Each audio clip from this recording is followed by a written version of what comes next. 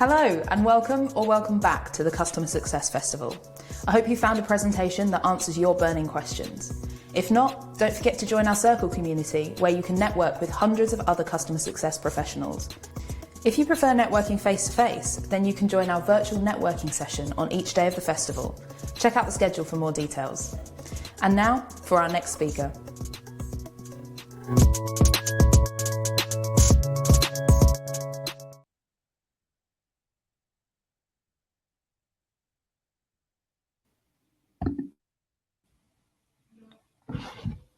Hi everyone, I hope that you can hear me well. Thanks a lot for joining me today. And maybe just to start with, if you can just share on the chat where you are connecting today from, that would be amazing. I'm connecting from Berlin. This is where I currently live. I come from Poland, but I moved to Berlin almost 2 years ago. So that's where I currently live. And as for the talk today, as you probably know, I will be talking about building successful customer success teams. But just to start with, I will share the agenda. So the plan for today is to start with a short welcome. I want you to learn a bit more about my background and the experience I am kind of basing my all thoughts on. Later on, I will move to kind of 5 pillars of building successful teams. So First, I will tell you who I think is the ideal customer success manager and what you should look for in the candidates that you are interviewing with. Then I will tell you more about the interview process that works well for me.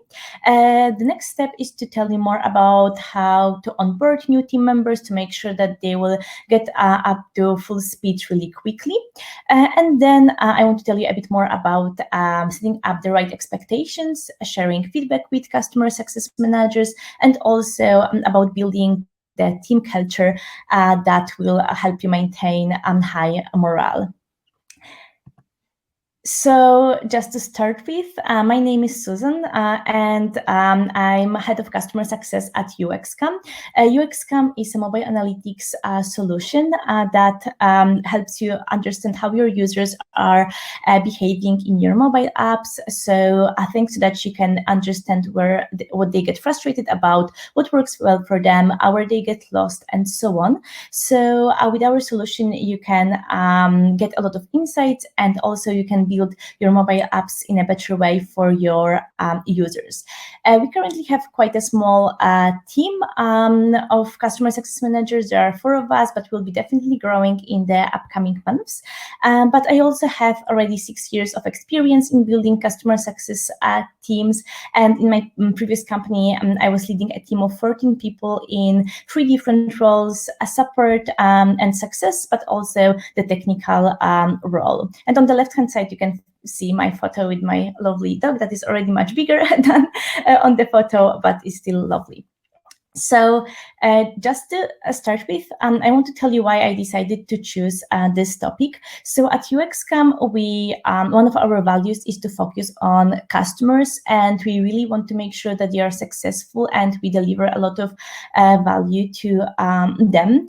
But also, I think that only happy customer success managers can bring happiness and success to customers. So that's why I really focus a lot on having successful and happy and healthy team members in my team. And that's the first thing. Besides that, you can see a few quotes on the left-hand side, and it's a very small percentage of the quotes we were getting from different customers. And you probably all know that the customer success manager job can be really stressful and difficult. So you can find a difficult customer, maybe this is a really nice customer, but they just bought something that is not a good fit for them. Or maybe they are facing an emergency with your product and you don't have any impact on the situation. You just need to understand the customer, help them, and apologize them for the problem that you have no impact on. And as also customer success managers are highly empathetic, usually, or they should be. They can really feel all these negative emotions really strong. So I believe that the team leaders of customer success teams have to be really understanding and offer a lot of support to their team members, because the job can be really difficult sometimes, sometimes frustrating as well, but also really rewarding, as probably all of you know as well. And just starting with the, with the ideal customer success manager, so who is the perfect CSM? So of course, it also depends on the company and the role, what responsibilities the CSM will have. But I think that a few universal things are, first, the soft skills. So I think that this is the most important thing for customer success managers. They need to communicate really well. They need to be able to share what they think or how something works in a really easy to understand way. I think that also customer success managers need to be able to prioritize in a good way. It's important because there are some customers who shout, and customers who are kind of louder about their issues or feature requests.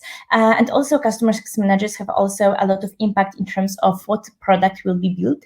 So I think that this is also a very important skill to have, to be able to reasonably prioritize feature requests and issues to make sure that the ones that will be the most helpful will be built or worked on, not just the ones that customers kind of are most angry about. And also, I think that it's important to have the problem-solving approach. So as CSMs, you will, as being a CSM, you will see that you will face a lot of problems and challenges on a daily basis. So you have to have this approach that you want to solve these problems and you want to help customers. And just moving to the next thing. So I think that it's really important to motivate, to have motivation by helping others. So that's something I'm definitely seeking during the interviews. So I'm always seeing whether the candidates will say that it's a rewarding feeling for them to help others.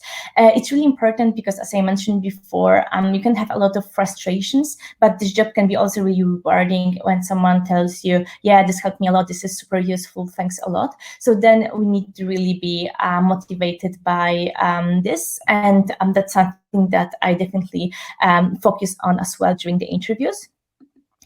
I think this is also really important to have a lot of passion, not only for the role, but also for the company and product, as CS team always works a lot with other teams like marketing, product. We always have a lot of impact on other decisions in the company. So I think that it's really important to be really up to this company, to the product. Also, you need to understand product really well. So I think it's also really crucial to understand how the product works, and also to be passionate about the product, just to work with customers that will use this solution. Also, I think it's really important to have the learning approach, so to be really humble and to be eager to learn. I think that one of the main reasons is that CS area is still quite new, and also, of course, it also really depends on the region. But for example, in my previous company, when I lived in Poland, it was really difficult to find experienced CSMs because it was really quite new role on the market. So we knew that we need to hire juniors, but we are looking for people who want to learn, who want to grow, and that will want to connect with other CSMs, read a lot of articles before starting a new project or working on some processes. And last but not least, of course, if you have such an opportunity, hiring CSMs with experience in customer success or a similar field to your customers can be really helpful. So just to give you an example, I guess Vale is with me today. She is the first customer success manager I hired in my team in UXCom, and she has the UX experience, and also she was studying UX, and it's very helpful with our customers right now, because she's not only a great customer success manager, but she's also a great UX advisor to our customers. So they get even more value just because we have someone experienced in this field in our team. So that's really useful, and it's great to have her in the team. But also, just one more thing I want to mention is that you always need to think about having a diverse team. I think it's really good to have different skills in the team. So even if you hire an amazing CSM, don't look for another person that will be just like a copy of this person. Try to find different people with different skills, as this can be really helpful, and different people can work on different projects and approach different problems. And it's amazing to have this diversified perspective in the team. As for the interview process, so how to find and how to make sure that the candidate that we are talking to is an ideal CSM. I think that the process shouldn't be too complicated. So right now we have 3 interviews, but what I believe in is that it's really good to have a few different team members talking to the same candidate, just to have different perspectives and opinions on that as well.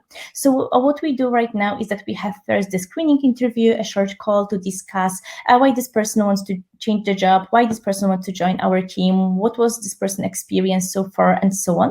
Then we have the on-site interview that is more about customer success and how to approach customers and how this person thinks about customers.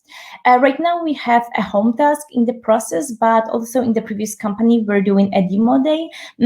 Probably difficult to organize it during the COVID time, but let's hope that it will end soon. So maybe it's something that you can use as well. So what we were doing with demo days is that we were inviting the candidate for 4 hours to work with us. We had a few tasks prepared to verify how this person is doing a research, how this person can communicate with customers, how this person is reacting to feedback that she or he gets. And this was always really helpful for the team to understand whether we want to work with this person, but also we were always getting an amazing feedback after the demo days from the candidates, because also they could really understand how their work will look like on a daily basis, and thanks to that they could also understand whether it's a good fit for them or not.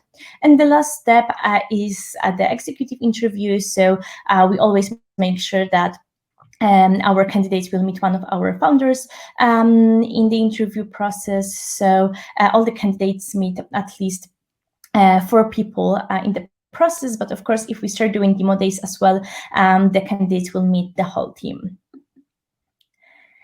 And as for the on-site interview, because I think this can be the most relevant to all of you here. So there are a few areas that I try to verify on these interviews. So of course, besides motivation for this job and the company, we ask some more specific questions. So for example, the customer success related questions, like how would you define that that the customer is at risk?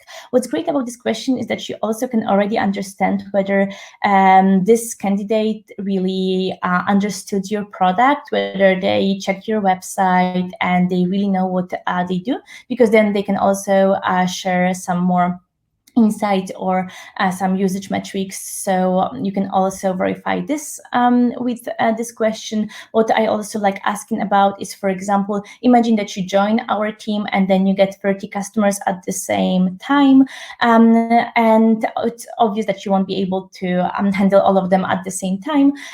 With which ones would you start? What are the criteria that you would take into account? It also shows you what's the approach of the candidate and how they would approach such a task, which is quite realistic to have. Then I also check analytics. It's good when CSMs also make decisions based on the data. So it's also good to understand how they are thinking from this perspective. So for example, we ask, how would you measure the quality of support our customers are getting, but I also like asking questions about the prioritization.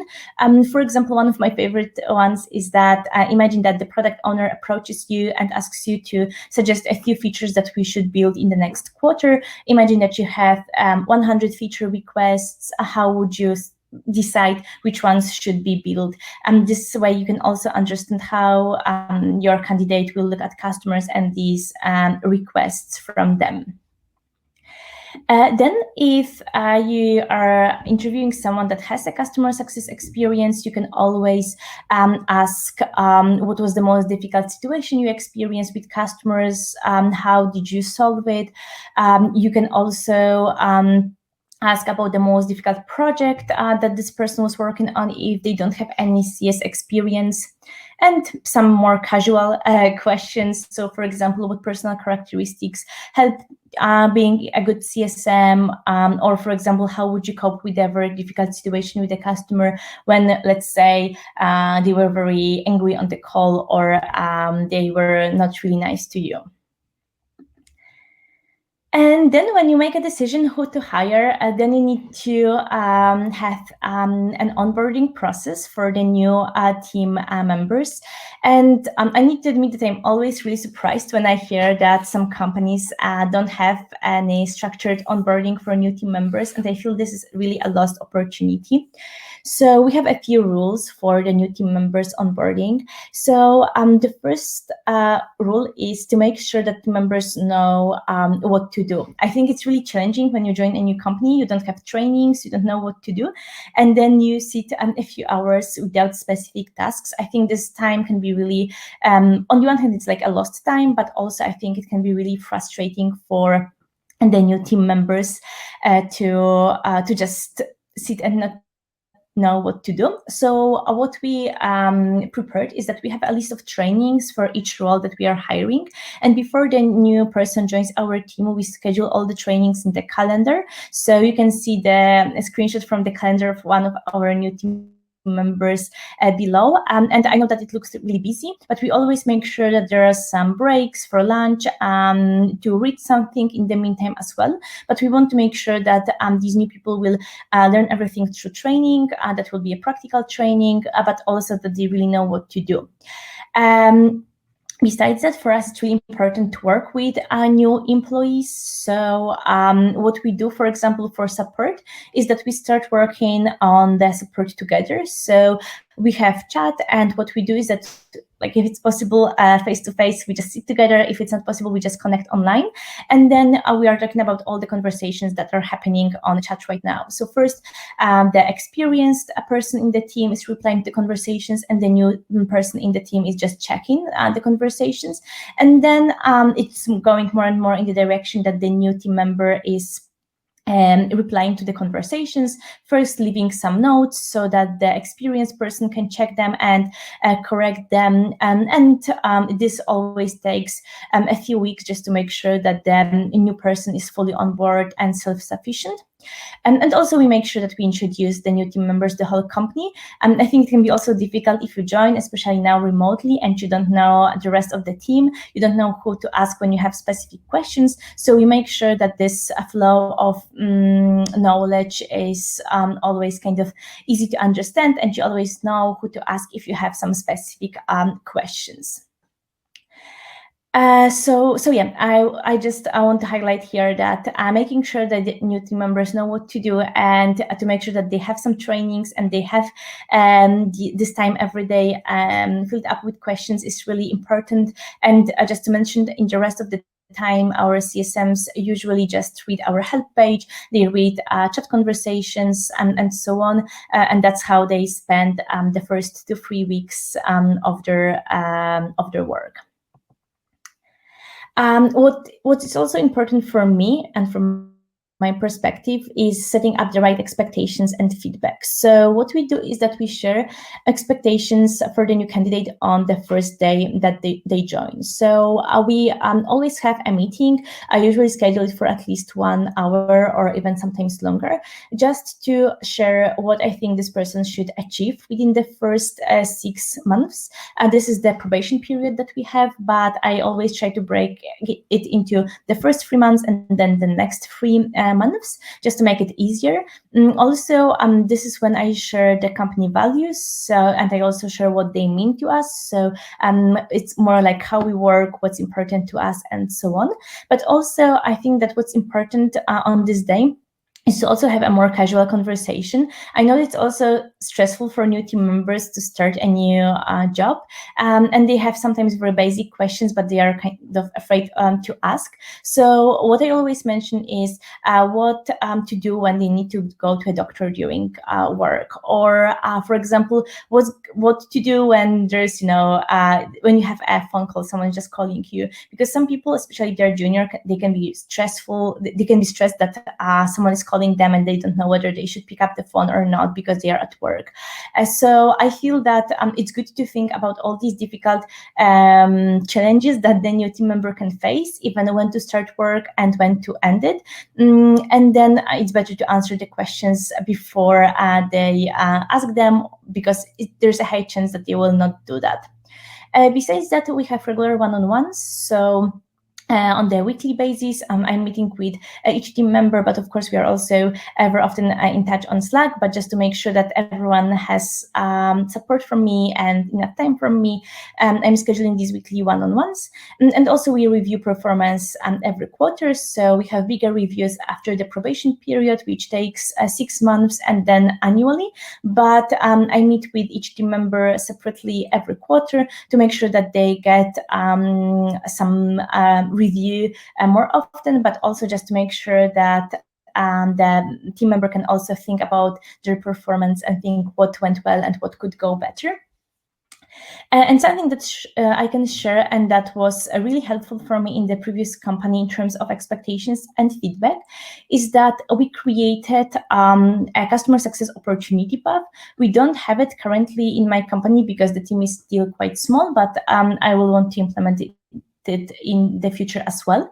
So what we had is that we had a few levels that you can be at, and you join and you are at the beginner level, and there are a few sections here. So the first one is about customer success, customer support job. The second one is about internal communication, soft skills, and so on. And the third one was about project management, because we always had some additional tasks and projects besides just working with customers. And we had specific expectations for each of the levels. And also what was good is that we had the salary range for each of the levels as well. So everyone knew what they need to do to be on the next level, what's expected out of them, but also they knew how much they can earn. And also the salaries were transparent. So we had a specific salary at the beginning, and then you could also just know how much you will get on each of the stages, which is I think making it much easier for the team leader if you're one, but also it's making it much easier for the employee, so that they don't have to worry that they need to negotiate salaries, but it's equal for everyone, and it's really fair and transparent in the team. And last but not least, team culture. So I think I could talk about this for the next 20 minutes of what we were doing in the previous company and what we do here. But I feel that there's no one size fits all in terms of the team culture. So it really depends on who you hire, who you have in the team, and how the company is structured, what's that company culture. So I'm not able to share you any specific guideline to tell you this will work. So what I want to say is that you should build a unique culture. I think that you should think about what will work for your team, and just make sure that people will be always listened to, and they will be happy in your team. So that's why it needs to be relevant to the team. But a few things that you can do is first to celebrate successes. So what we, for example, have is the customer love channel. So we always share some positive feedback from customers, but we also celebrate birthdays and anniversaries. So we need to we are doing it more personal in the team. So it's not just work for us, but we care about people that we work with. So so that's why we do that. But also what we think is important is to have fun. So as I mentioned, this job can be sometimes really difficult, can be frustrating, and and sometimes also just tiring. So we are trying to have fun out of difficult situations. Of course, we try to learn from them as well. But what we do is that we have the CSM nonsense channel on Slack, which is really funny. So when we have a nonsense situation with the customer, something very funny, we just post it there just to show others that everyone faces funny and difficult situations, sometimes frustrating. So it's just to have some laugh sometimes, and that's what we do. So yeah, just to summarize all of that. Make sure that you hire the right people. If you hire someone that shouldn't be a CSM, you will see that they will burn out quickly, and you will quickly notice that this is not a good fit for them. Don't make any trade-offs when hiring. I learned from that in a really tough way. So sometimes you feel that, okay, we need to hire another CSM very quickly. Don't make any trade-offs. It's better to wait for the right person than to hire someone that you are not fully sure about.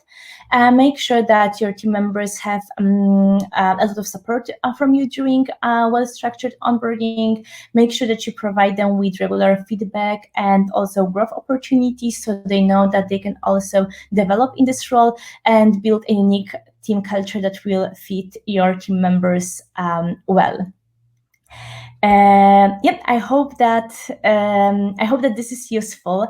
Thanks a lot for listening and joining me today. And I guess that we still have a few minutes for the questions, so we can start with that. Awesome. Thank you so much for that presentation. It's obviously covering such a massive topic, and it's really interesting, and I think really useful for our attendees to hear, both from the sort of internal side, what is how to build that good team, but also from someone who wants to become a CSM to find out how that process works from the inside. So we've got quite a lot of questions here. So the first one is from Victoria, who has asked, what are good questions you ask during a team fit interview? Yes, I think that as for the team fit interview, it really depends. I feel that you can also just feel that during the interview whether this person is a good fit. But a few questions that I always ask is, for example, what's your biggest success? It may sound like a very standard question to ask, but I think it also tells a lot about what the person shares. We often ask what they just enjoy doing in the free time. I think that also you can learn a lot from the motivation that this person has to join your company. And I also like asking why they want to work in a startup, also why they left the previous company or why they decided to leave, what they expect from the new role. So I'm trying to understand what was their motivation, what they are looking for, just to also make sure that this will be a good fit for them. Absolutely, that makes sense. So the next question is sort of related to that. So Jackie has asked, what would be a bad answer to any of the interview questions you've mentioned, or what are some of the biggest mistakes you've seen people make at interview? Yeah, so I think that there are almost never like wrong answers, but you can see how people think. I had a few interviews when I, for example, asked how you would prioritize features, and just candidates couldn't come up with any answers. I would say that if you start thinking and taking at least a few factors into consideration, like how many people reported this feature request, or what's the size of the customers that reported that, or to whom it could be, like to how many customers this could be useful, and because there can be a feature reported by one big customer, but it will be useful only for this one customer. So I think when the person shares a few ideas and also they share like the reason for that, then it's all good. But I faced some candidates that were not able to share anything, or they were just able to share one thing, or for example, for the question, how would you assess the performance of a support team? And then they could only mention, for example, okay, I would just ask customers about the feedback. I feel this is not like creative enough. So I'm always expecting like a few like reasons or a few ideas, and also a good explanation behind that, just to see how the candidates are thinking. Absolutely. It's almost just showing a willingness to be creative, as you mentioned. Exactly. So the next question is from Ganesh, who has said, do you think a person with a sales background would be good? Do you think a person with a sales background would be a good fit for a CSM role? And if so, why? Yeah, I think so. Definitely, I don't think that there's like a wrong background for a CSM. I think everything can be really useful because also customer success managers often can combine a few roles at the same time. I think that the sales background could be very useful first for doing renewals and upsells. I think that's something that CSMs often struggle with, and I would say this is the same for me. It's always difficult to negotiate. So I think it's a very useful skill in customer success. But also I think what could be amazing is that even thinking about my previous company, we had a product for sales. If you find such a company, then it's amazing because you can also share your experience and your knowledge with customers. So I would say there's like never wrong experience for customer success. I'm sure that's great for some of our audience to hear. So thank you for that. So we've got one last question to get through before we run out of time. And that is again from Victoria, who's asked, how are you building the team culture in remote teams? Yeah, that's definitely difficult. The good thing here is that we sometimes meet in Berlin and we have a small team as well. But what we do is that we start week with a short meeting. So we have like customer success coffee where we talk about what we're doing over the weekend. And we also discuss like more casual things. And we also discuss a bit about what we are going to work on this week, just to have an update. But it's mostly a casual meeting about our lives and what we were doing over the weekend and so on. So that's one thing. For the remote team building, besides that, what we also are going to do soon is the team integration.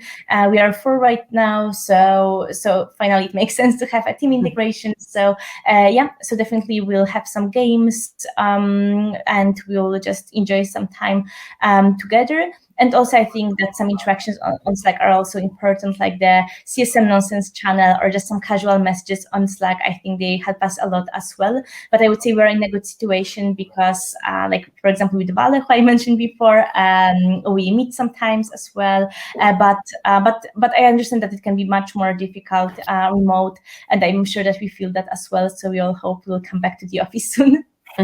Absolutely. So I'm sure we're all looking forward to being together, but those are some really great tips to keep us connected until we can. Awesome. Thanks. Perfect. And I just want to mention that in case you have any additional questions, I know that we haven't covered all of them, you can just contact me via LinkedIn and I will be happy to answer all your questions.